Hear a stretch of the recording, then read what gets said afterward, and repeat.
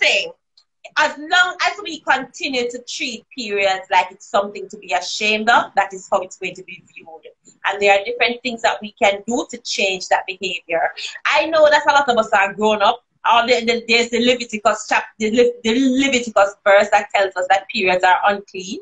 And there are still people who live by that. Actually, I met a gentleman about 2 or so years ago who told me that in his household, whenever his wife or his daughter has their period, there's a room that they have to be in during their period, and she stays there until her period is ended because she's unclean. So when he said that to me, I asked him if he eats out. And he looks at me kind of strange as if, well, everybody eats out. But he said, yeah, I eat out. So I'm like, okay, so how do you know that the person in the kitchen preparing your food is not unclean? And he had this look on his face as if he never thought of that.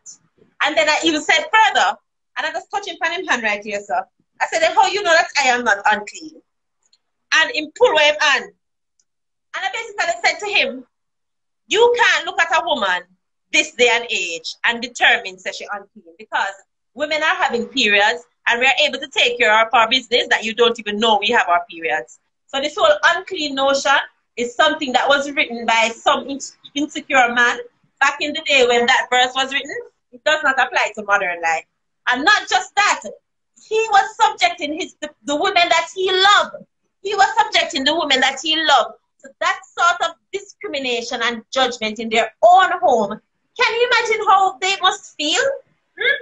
I'm just saying, when it comes to period, we have nothing to feel ashamed about. Having a period is an indication that you're healthy. Ladies, every time we go to the doctor asks, we say, when was our last period? You know why? Because having a regular period is an indication that you're healthy. And outside of that, they will have to explore other reasons why you don't have a period, and that will affect how they treat whatever illness it is that you go there for. So you have to ensure that your periods are healthy, because that affects your overall health. What does this say? I do have numerous incidents like that, and I found out that I have fibroids. Oh, fibroids. I have fibroids as well. Fibroids really does wreak havoc on your life. July is Fibroids Awareness Month. We have a lot of things coming up about fibroids in the next few weeks. So you'll definitely hear more about that as long as you tune in. But I just want to talk about the fact that period shaming doesn't make any sense. Why is it that we're teaching girls to feel bad about something that they naturally do? Let us think about some other regular bodily function that we have, like urination. We urinate several times in the day. What if we approach urination the same way we approach periods? What if we made people feel bad for urinating the way we do it for periods? What if we think that everybody who urinates is unclean? You see how ludicrous that sounds? Because it is ludicrous. Not because we're talking about urination, because the whole idea that it is unclean and it is shameful is ludicrous. All right? But this person said, growing up with only boys in the house, I felt ashamed being a girl. I'm happy you're doing this. Well, thank you very much, and I'm so happy you felt ashamed. But you're right. There are little girls right now who are going through that. I actually met a little girl at a school last year when we had orientation, and she was explaining to me what her first period was like. And she told me the whole story about how she was on the bus by herself, and by the time she got to school, she didn't feel very well. And she went to the nurse, and the nurse tell her what to do, and the nurse give her the products and all, give her the pad to use and whatever. And then when she finished telling her story, she said to me, and miss, when I wake up the next morning, I was still bleeding. I just felt so bad for her, because it is clear that she was not told the full story. She thought that it was a one-time thing, and okay, it happened, and now it's done, and now she can get on with her life. Not quite. And you see how important it is for us to actually have these conversations? You see how important it is for us to be able to just be open and honest? There's nothing for us to be ashamed of, you know. I don't know why they started to assign shame to period to begin with. We don't have no reason to feel ashamed, right? And when we talk about this whole issue of period poverty, that's one of the reasons why people keep quiet about it. Because they feel bad. You know how many women come to me and ask me, trying to ask me for some menstrual products and cannot say the words. They can't actually say it. And what happens is I realize that's what they want, and I just get into action. I don't force them. I don't, I don't put them in a position where they have to actually say the words. But just imagine that.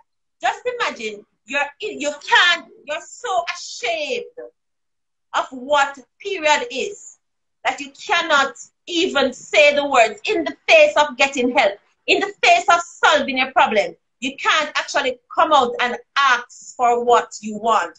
Something wrong with that, right? And that is the case because our culture perpetuates it. Do you realize that all of the Jamaican bad word, the one with the cloth at the end, was derived because they were talking about the cloth that women would use whenever they have their period? Think about that.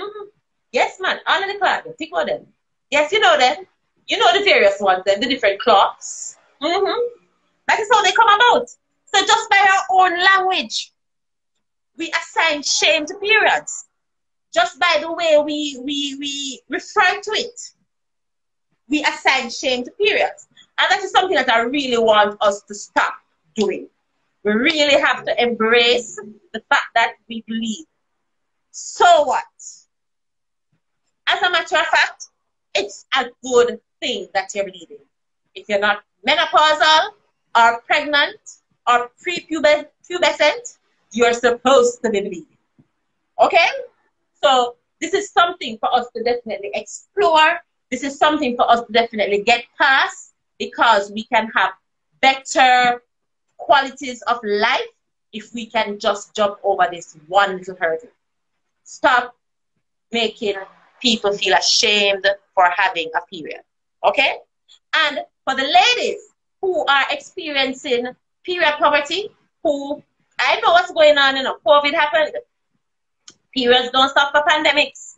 Some of them never have no savings, but you have to take little money you want to have and turn and make fashion. So maybe before COVID, you could have buy your pads comfortably and all of those things. But COVID happened now, and light bill have to pay. You still have to eat. Them tell us it's tan we are. So a lot of us weren't actually working. So if you did not have an income at that time, then it's understandable that now you're really having a challenge making ends meet. So if you need menstrual products, link me. Make it happen. Because no woman or girl should be in a situation where they cannot have a good, clean, healthy period because they don't have access to menstrual products. Not in my cabinet, not on my watch.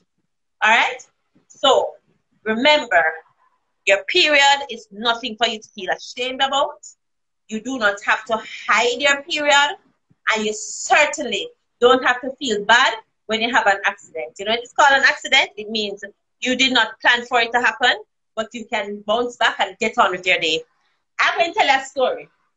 I tell the story a lot. I have on a dress one day looking like sunshine, bright yellow dress, because I love my colors. Call a taxi one morning, going to a meeting. In the taxi, then I feel a whoosh. You know what I mean when I say I feel a whoosh? Now, every single woman listening to this live right now know what I mean when I say I feel a whoosh. Before I left my yard, I put on an extra long overnight pad and a tampon. So me double up. Back in the day when I used to flow heavy. But 5 minutes into the drive, I feel another whoosh, whoosh. Then another one, whoosh. I said, no man, this not go. So I do the sideway catch. You know the sideway catch? When you ease up, so because you know say you flood out, but you don't really want to sit down into it, you just kind of ease up so you don't squeeze it out. So me ease up, so, and whoosh again. I said, driver, can you turn back, please? By the time the driver turned back and reached back at the yard, I was not sitting on the seat completely. I was kind of ease up like this because I don't want my bottom to sit down on the seat because I know that I was flooding out. By the time the driver reached back where I'm going now, and I came out of the car, about to run upstairs, the driver yelled at me, "Miss, the whole of your clothes blood up." When I turned around to check my skirt, I glanced through my peripheral, the seat that I just got up out of, and that seat looked like them just killed one small animal on the seat that I bled to. And let me tell you now, I don't really feel shame about much. I challenge you to embarrass me. But that morning, I wanted to disappear. I was mortified. And I just went into my handbag and took out a bunch of money. I don't even know how much money I gave the man, but I was just so ashamed.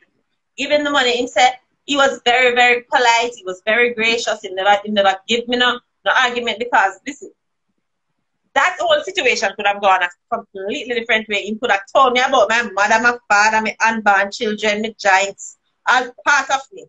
But he didn't. And so I was very grateful for that. I just gave him a bunch of money. And he told me that he was going to get the seat shampooed.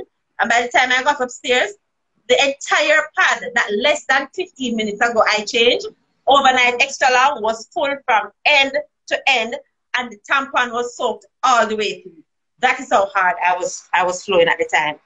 And when I went through that experience, I was like, I didn't want to leave my yard the morning.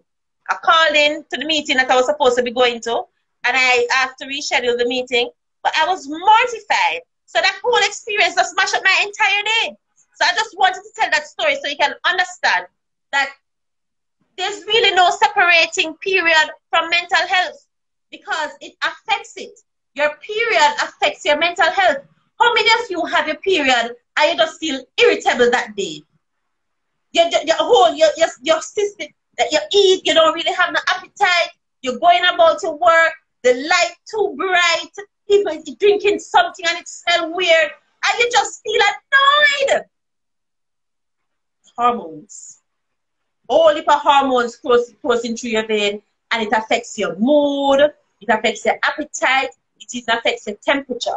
So that is the reason why it is so important that we have these conversations, so we understand our bodies, so we know that whenever this is going on, this is a mental thing. I'm just feeling really, really overwhelmed right now, and I can really, really just take a minute and catch myself before I continue my day. Because if you're able to acknowledge this, and if you're able to get the chance, the time, that few minutes that you need to just catch yourself, that will make a very big difference to a lot of people, you know. Which is why I think it is so important for us to just be open about periods, because we can really, really help each other, especially in the workplace. Because if you're in a workplace where your coworkers, they are understanding, and they know that whenever someone is on their period, they're a little bit, you know, they need some assistance, they need some support, then they'll be able to adjust. Them say your head a tip this morning, then give you space. Then make you catch yourself so that you can be more productive.